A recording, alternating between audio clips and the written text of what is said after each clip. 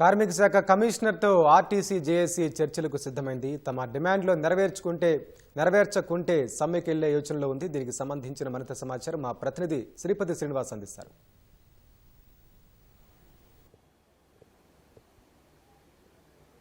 Yes Venkatesh, ఈ మార్చి 13వ తేదీన RTC JAC నేతలు సమ్మె నోటీసుని ఇచ్చారు. ఒకవైపు ఆర్టీసీ యాజమాన్యానికి, మరొక వైపు కార్మిక శాఖకు కూడా సమ్మె నోటీసుని ఇచ్చారు. అయితే ఆ తర్వాత వాళ్ళతో చర్చలు జరపాలనుకున్నప్పటికీ కార్మిక శాఖకు కుదరలేదు.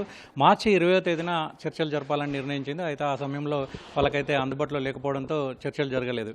ఆ తర్వాత ఏప్రిల్ 9వ తేదీన అయితే చర్చలు జరిగాయి. కానీ ఆర్టీసీకి సంబంధించినటువంటి సిబ్బంది కావచ్చు, ఉద్యోగులు కావచ్చు, ఎవరు కూడా అక్కడికి రాకపోవడంతో చర్చలు అర్ధంతరంగా ముగిసిపోయి, దీంతో తిరిగి ఈ రోజున ఆర్టీసీ జేఏసీ నేతలైతే ఈ చర్చలు జరుగుతాయి, సఫలమవుతాయనే ఆశలో ఆకాంక్షిస్తున్నారు. అయితే కానీ ఒకవేళ చర్చలు కనుక జరగకుంటే మాత్రం సమ్మె తేదీని ఈరోజు ప్రకటిస్తామని కూడా ఆర్టీసీ జేఏసీ నేతలు స్పష్టం చేస్తున్నారు. ముఖ్యంగా ఆర్టీసీని ప్రభుత్వంలో విలీనం చేయాలని డిమాండ్, దాంతోపాటు కార్మిక సంఘాలను పునరుద్ధరించాలని, ఆర్టీసీకి పేరుకుపోయినటువంటి బకాయిలన్నిటిని కూడా చెల్లించాలని కూడా వాళ్ళు డిమాండ్ చేస్తున్నారు. ఇటీవలే ఆర్టీసీకి సంబంధించినటువంటి పెండింగ్ డిఏ 2.1% కూడా రవాణా శాఖ మంత్రి పొన్నం ప్రభాకర్ ఇటీవలే ప్రకటించారు. దాంతో కార్మికుల నుంచి కూడా హర్షాతి ధ్వానాలు వ్యక్తమయ్యాయి. అయితే అయినప్పటికీ కూడా తమ డిమాండ్లను ఖచ్చితంగా పరిష్కరించాలని కోరుతూ అయితే ఈరోజు కార్మిక శాఖతో అయితే ఆర్టీసీ జేఏసీ నేతలు అయితే సమావేశం కానున్నారు. ఈ సమావేశానికి ఒక పక్క ఆర్టీసీ యాజమాన్యం కావచ్చు, ఆర్టీసీ తరఫున ఉద్యోగులు కావచ్చు వచ్చే అవకాశాలు అయితే ఉంది.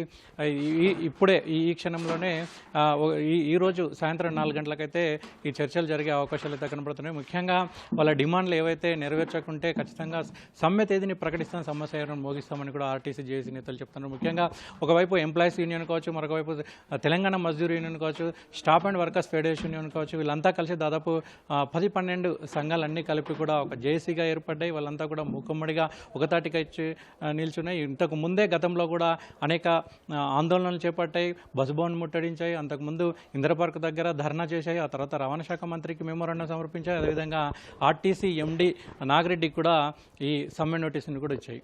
అయినప్పటికీ కూడా వాళ్ళ చర్చలకు సంబంధించి, వాళ్ళ సమస్యలకు సంబంధించి అటు అధికార యాజమాన్యం నుంచి కావచ్చు, లేదా ప్రభుత్వం నుంచి కావచ్చు ఎటువంటి పిలుపు రాకపోవడంతో ఈసారి ఖచ్చితంగా సమ్మెలకు వెళ్తామని కూడా జేఏసీ నేతలు స్పష్టం చేస్తున్నారు. మరి వాళ్ళకి సంబంధించినటువంటి చర్చలు జరుగుతాయా లేదా అనేది అయితే ఒక ఉత్కంఠ నెలకొని ఉంది. మొత్తానికైతే ఈ ఆర్టీసీ జేఏసీ నేతలు అయితే ఒక ప్రిపేర్డ్గా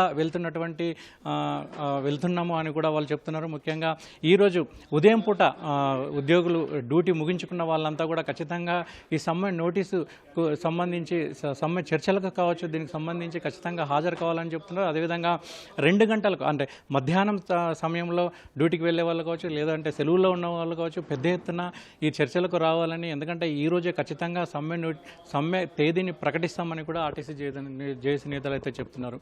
ఏదైనప్పటికీ కూడా తమ సమస్యల పట్ల ఇప్పటికైనా కూడా ప్రభుత్వం స్పందించాలని కూడా వాళ్ళు విజ్ఞప్తి చేస్తున్నారు. మరొక పక్క రవాణా శాఖ మంత్రి పొన్నం ప్రభాకర్ కూడా ద్వారాలు తెరిచే ఉన్నాయి, ఎప్పుడైనా ఏ క్షణం ఉన్నాయన్నా కూడా మీరు రావచ్చు, మమ్మల్ని కలవచ్చు, మీ సమస్యల్ని మాకు విన్నవించవచ్చు అని కూడా రవాణా శాఖ మంత్రి పొన్నం ప్రభాకర్ కూడా ఈ జేఏసీ నేతలు కూడా విజ్ఞప్తి చేస్తారు. మరి ఏం జరుగుతుందో చూడాలి. సాయంత్రం 4 గంటలకైతే ఈ ఆర్టీసీ క్రాస్ రోడ్లో ఉన్నటువంటి కార్మిక శాఖ భవన్లో అయితే సాయంత్రం 4 గంటలకు చర్చలకు సంబంధించినటువంటి సమావేశం అయితే జరుగుతుంది. దీనికైతే కార్మిక జేఏసీ, ఇప్పుడు ఈ ఆర్టీసీ జేఏసీ నేతలంతా కూడా ప్రిపేర్డ్గా వెళ్తున్నారు.